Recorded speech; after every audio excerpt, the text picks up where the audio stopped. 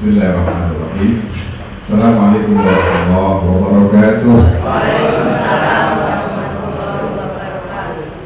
Alhamdulillahirabbil alamin. Nahmaduhu wa nasta'inuhu wa nastaghfiruh wa natawakkalu alaih. Shalatu wassalamu ala sayyidina Muhammadin wa ala alihi wa ashabihi ajma'in. Amma ba'd. Bapak sehat baik? Ibu sehat semuanya? Alhamdulillah. Saya melihat muka saudara-saudara saya ini nggak ada yang sedih Bapak ini. Semuanya serba sumring ya. Nggak ono saya ngelihat yang sedih banget gitu. Nggak ada kan yang sedih kan? Alhamdulillah. Ya makanya kemarin kan kita sudah bahas dalam konteks manasik, pernah ya kita bahas. Sebaik-baiknya bekal adalah takwa. Takwa itu adalah aplikatif. Aplikatif adalah praktek. Dimana ketika kita marah-marah, kita bukan orang takwa. Dimana ketika kita kecewa, kita bukan orang takwa. Dimana ketika kita menganiaya, ngapusi wong, kita juga bukan orang takwa.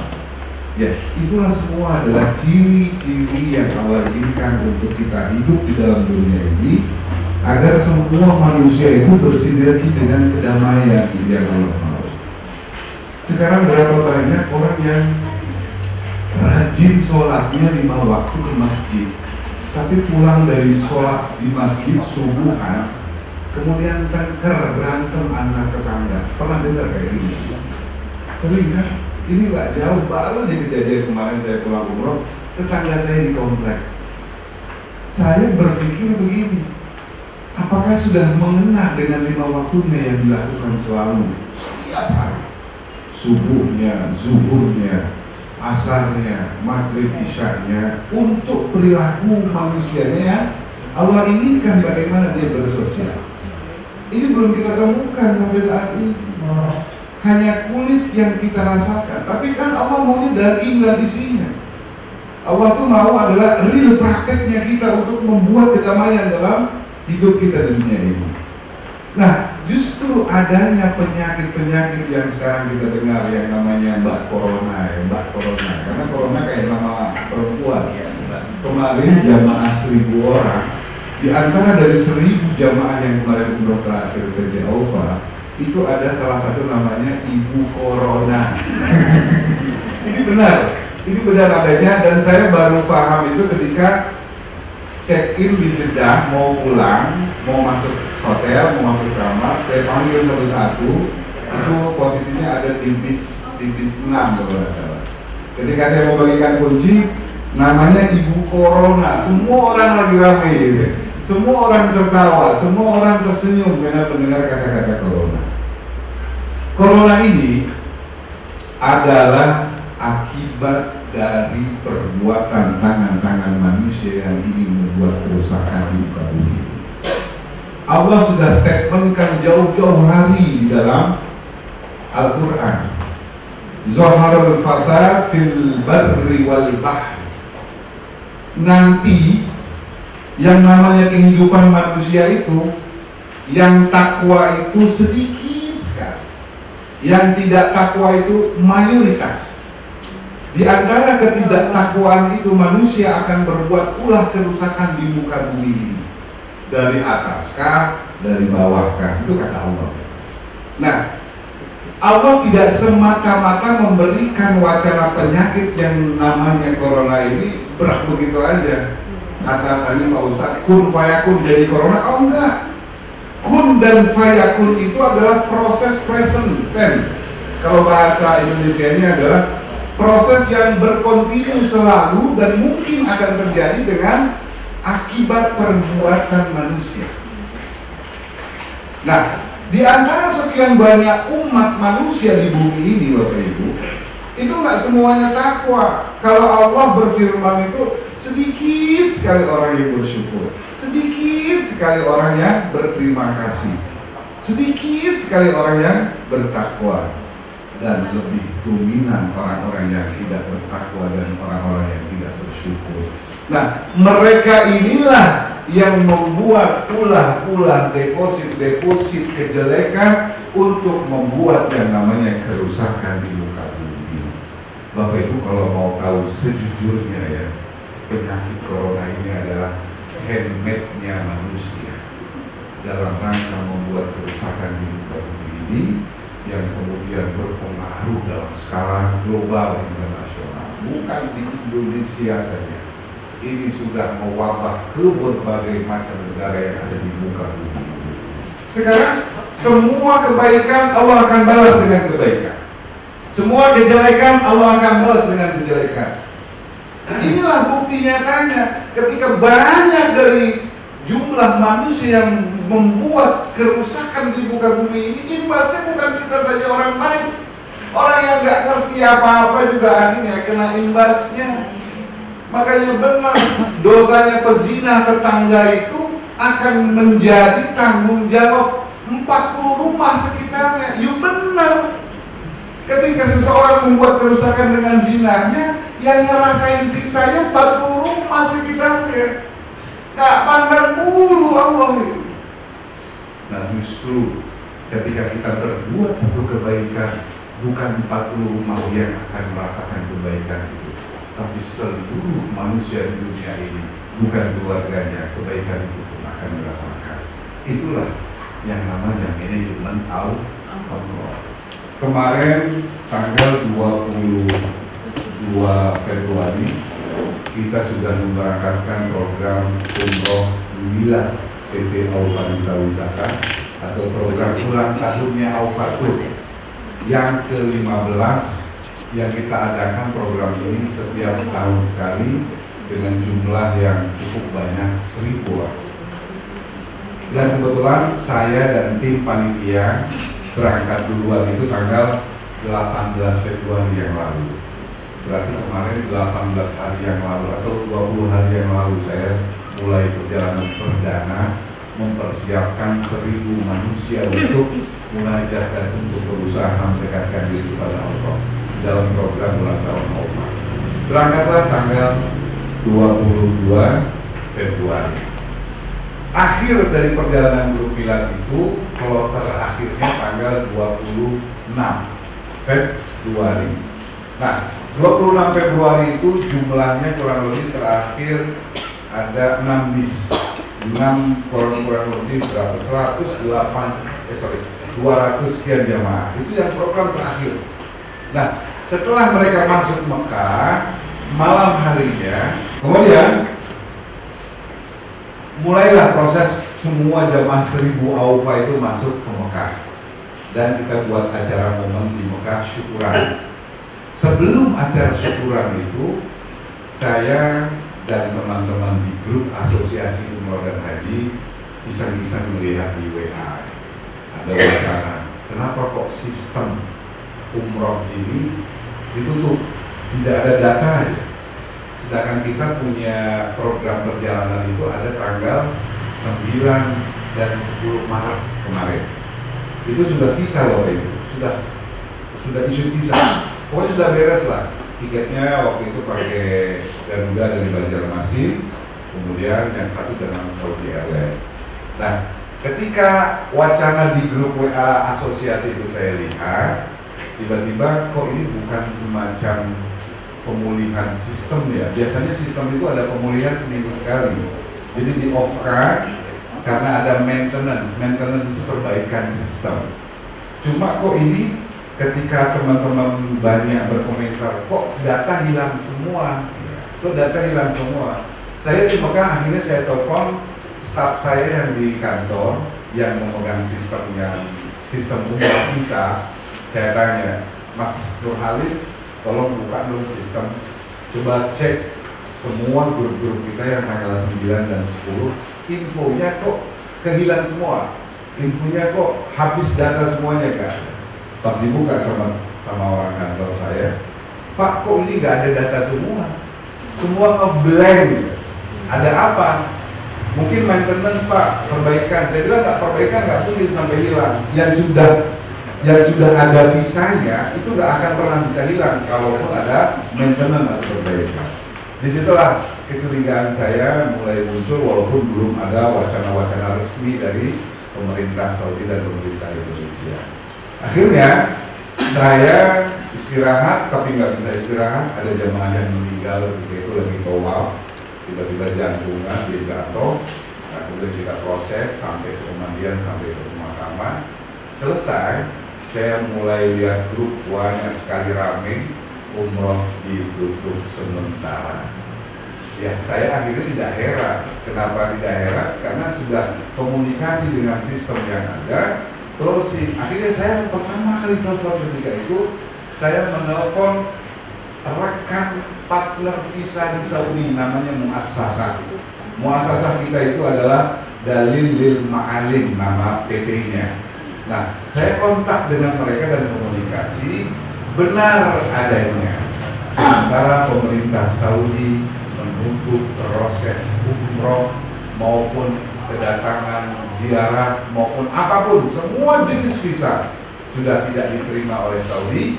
Dan data yang heran, semua hilang Bapak Ibu. Data jamaah yang tanggal 9-10 udah nggak ada, ngeblank aja gitu. Saya sudah yakini ini akan terjadi proses penutupan yang cukup lama ketika itu. Akhirnya setelah komunikasi dengan pihak muassasah menjawab ada wacana dari Gaca. Gaca itu adalah angkasa puranya airport dari Saudi yang memberikan informasi dan selebaran pengumuman mereka akan membuka kembali setelah 14 hari dari tanggal 27 Februari. Cuma ketika saya proses terus di Mekah sampai kembalinya jamaah yang 1000, semuanya itu dibantah. Gaca memberikan statement itu baru praduga dan perkiraan. Sementara saya ketika berkomunikasi akhir diskusi dengan muassasah dan ada dihadiri ketika itu salah satu temannya muassasah yang bekerja sebagai top manajemen di Kementerian Haji dan Umroh bertanya perihal sampai kapan proses ini terjadi. Beliau hanya menjawab, ana ma'adri, saya tidak tahu sampai kapan ini akan diumumkan kembali oleh Raja Salman, dibuka kembali proses sistem visa maupun yang lainnya untuk umroh atau apapun. Nah, dari situ akhirnya saya pulang ke tanah air beberapa hari yang lalu. Setelah saya kembali ke sini, saya komunikasi lagi. Rupanya memang Saudi ini dengan tidak memberikan informasi yang valid dan pasti kapan Raja Salman memutuskan untuk dibuka, rupanya pemerintah Saudi sedang mempersiapkan sistem dan apapun cara agar bagaimana proses visa umroh dan ziarah yang lainnya pun tetap bisa terlaksana dengan persiapan-persiapan yang ekstra setelah terjadinya wabah-wabah corona yang terjadi. Contohnya, Saudi ketika saya pulang ke sini mensterilkan yang namanya Ka'bah. Ka'bah sudah nggak bisa disentuh lagi sama orang karena bahaya. Kejadian ini di Iran, kan Iran punya Ka'bah-Ka'bahan kan, Bu ya? Itu Ka'bahnya dicium, kemudian dijilat-jilat. Akhirnya banyak orang yang terkontaminasi penyakit yang namanya corona di Iran banyak. Nah, akhirnya dengan mengambil pelajaran dari situ, Ka'bah itu ditutup. Kalau Bapak Ibu melihat di TV ya, itu dipagari ya, dipagari, orang hanya bisa tawaf tapi tidak pakai ihram, hanya bisa tawaf sunnah saja dan tidak pakai ihram. Nah, saya beranggapan ini adalah bagian dari proses bagaimana Saudi mempersiapkan agar kemungkinan tidak terlalu lama dibukanya kembali proses untuk bisa masuk ke Saudi, baik visa umroh maupun visa ziarah. Yang kedua, sterilisasi di berbagai tempat perbatasan. Dari Madinah mau masuk Mekah, semua sudah disiapkan orang-orang yang akan mencegah dan memeriksa. Coba bayangkan Ibu, ketika itu kita dari Madinah mau ke Jeddah pulang, itu bis ngantrinya sampai ratusan. Satu orang Bapak Ibu diperiksa. Ada alat di scan di sini bukan ditembak, di scan kayak ada semacam sinar, ketika normal semua satu-satu. Makanya antrian ratusan bis Bu yang mau ke Jeddah, yang mau ke Mekah ketika itu. Sampai dari Jeddah pun akses masuk di pintu pemeriksaan masuk Mekah, semuanya ngantri dan macet ketika itu. Ketika saya pulang loh ya, terakhir 5 hari yang lalu. Nah, di rumah sakit Saudi semua disterilisasikan dengan tidak adanya yang namanya pasien-pasien yang selain pasien darurat. Pasien rawat inap yang sekiranya cepat sembuh, disuruh pulang semuanya. Baik yang orang asing maupun orang Saudinya. Semua rumah sakit disterilisasikan. Nah, kemudian dengan proses persiapan ini adalah sedikit selentingan omongan. Saudi insya Allah akan segera membuka kembali setelah mereka siap dengan sistem dan alat-alat agar bisa mencegah tidak masuknya yang namanya penyakit corona tadi, dengan mendeteksi semua orang-orang yang masuk via darat maupun via laut maupun via udara. Jadi nanti ada wacana ketika misalkan nanti akan dibuka nih, tiba-tiba Raja Salman memberikan dekret keputusan sudah dibuka kembali gitu kan. Nah, itu ada wacana ketika kita sampai Jeddah, kita akan dikarantina setengah hari. Karantina kita itu akan diperiksa semuanya oleh tim medis mereka. Bahkan pemerintah kita pun ada wacana, tapi ini bukan hoak, bukan praduga, wacana aja. Nanti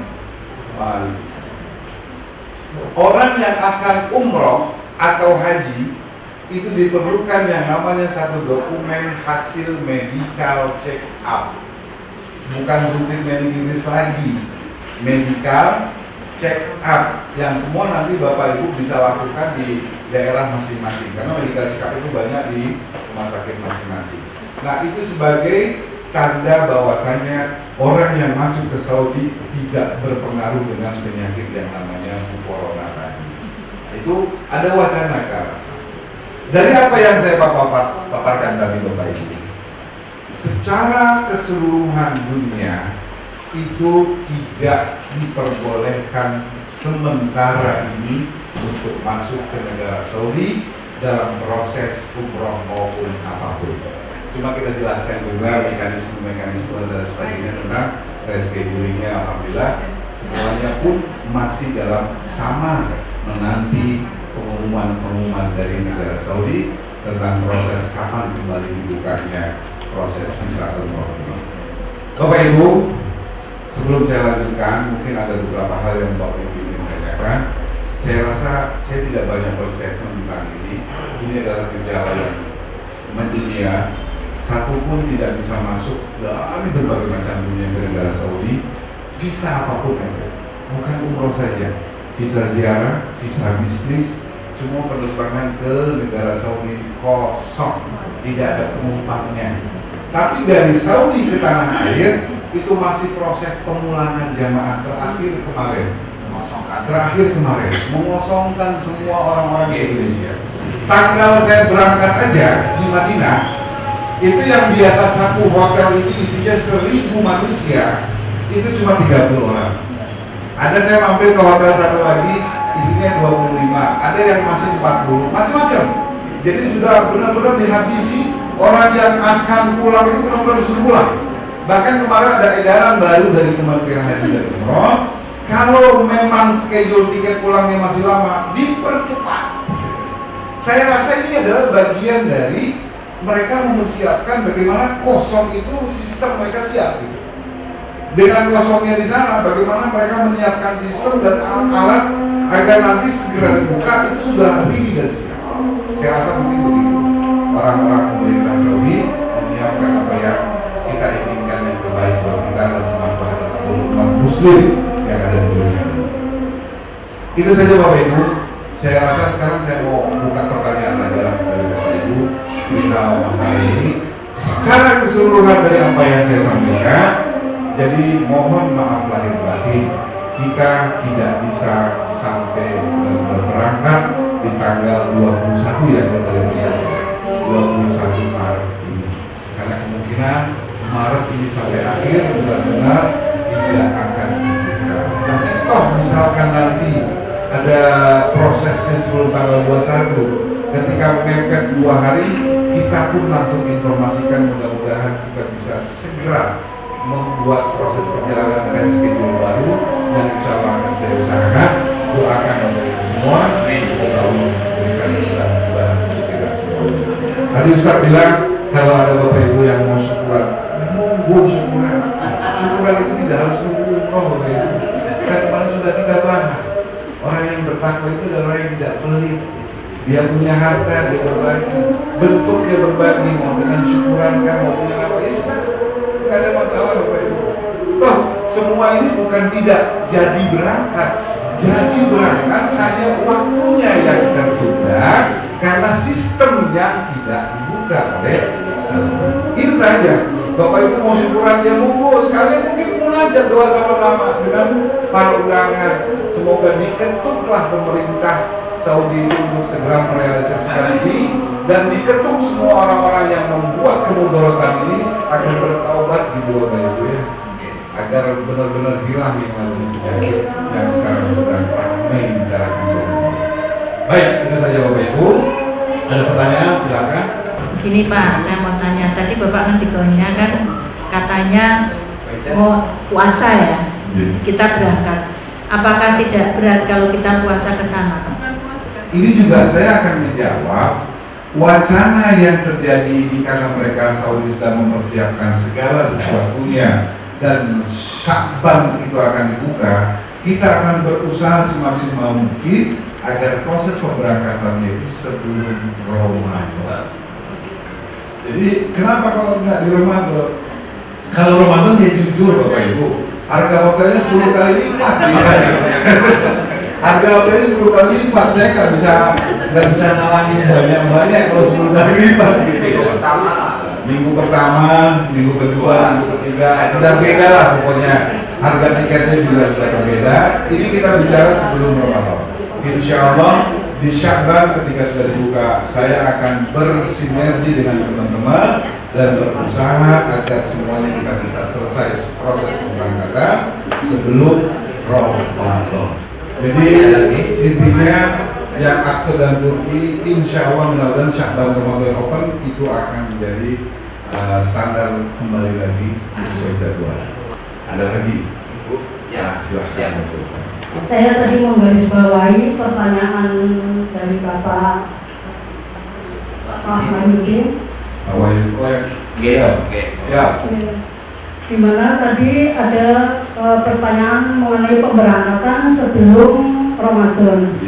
Itu yang saya harapkan. Namun demikian saya mengantisipasi barangkali nanti kita itu mundur lagi sampai sehabis Lebaran, ya kurang lebih antara 4 bulan atau berapa bulan. Nah ini yang saya tanyakan, mengingat waktunya akan lebih lama, ini apakah manasiknya itu akan ada manasik ulang apa bagaimana? Berbicara kepahitan yang tadi berkepanjangan, ya pasti Bu, kita akan mereschedule ulang dengan waktu jadwal yang tercepat ketika musim umroh dimulai. Kapan? Misalkan biasanya September sudah mulai dibuka lagi musim umroh, ya kita akan ngambil jadwal yang lebih awal dengan persiapan ulang kembali, dan saya tidak memungut biaya spesial untuk itu semuanya. Jadi ya pastinya Bu, kita refresh lagi lah. Kalau komputer itu kan perlu di refresh lagi kalau misalkan membutuhkan waktu yang cukup lama. Baik, ada lagi Bapak Ibu yang bertanya? Silakan Pak. Berkaitan dengan penjelasan Bapak Anas di awal tadi, bahwa itu masalah keberangkatan yang dari jadwal awal kan mungkin lebih diprioritaskan Pak. Misalkan yang dari Oman dulu, habis Oman mungkin tadinya Turki nih Pak, apa Aqsa dulu Pak? Turki dulu nih Pak, terus Aqsa. Nah, tadi kan dijelaskan bahwa dengan sendirinya, kalaupun nanti sebelum Ramadan dibuka, berarti kan itu mungkin schedule-nya Oman dulu nih Pak, Oman untuk diprioritaskan. Dan saya itu juga menyadari itu, dan kaitannya dengan itu kan otomatis setiap jadwal keberangkatan itu kan mungkin maksimal 11 hari atau 12 hari nih Pak, yang Oman 11 hari, kan berarti waktunya semakin mundur nih Pak. Dan dari jadwal awal yang Turki itu kan dijadwalkan sebelum Ramadan dari awal. Dengan sendirinya kan jatuhnya ke Turki kemungkinan sudah Ramadan ya Pak, Ramadan. Dan mungkin yang saya tanyakan, langkah seperti apa yang akan diambil Bapak untuk mengatasi hal tersebut, Pak? Seperti yang saya sampaikan tadi di awal, sebenarnya Omankah, Turkikah yang sebelum Ramadan itu semua akan kita schedulekan, usahakan sebelum Ramadan. Apakah mungkin nanti bersamaan? Ya mungkin bisa jadi. Yang penting semuanya sebelum Ramadan sudah terrealisasi Bapak Ibu. Jangan sampai kita kena beban di Ramadan, nanti Bapak Ibu apa dan sebagainya. Saya akan usahakan maksimal semua bisa selesai sebelum bulan Ramadan. Apakah Turki, apakah Oman, yang penting semua data kita proses. Mau yang Oman, mau yang Turki, data sudah siap, kita proses bareng-bareng. Reschedule penerbangan pun akan bareng-bareng. Nanti mungkin bisa jadi Bapak Ibu, yang Turki bisa bersamaan dengan yang Oman. Amin. Ini seperti itu.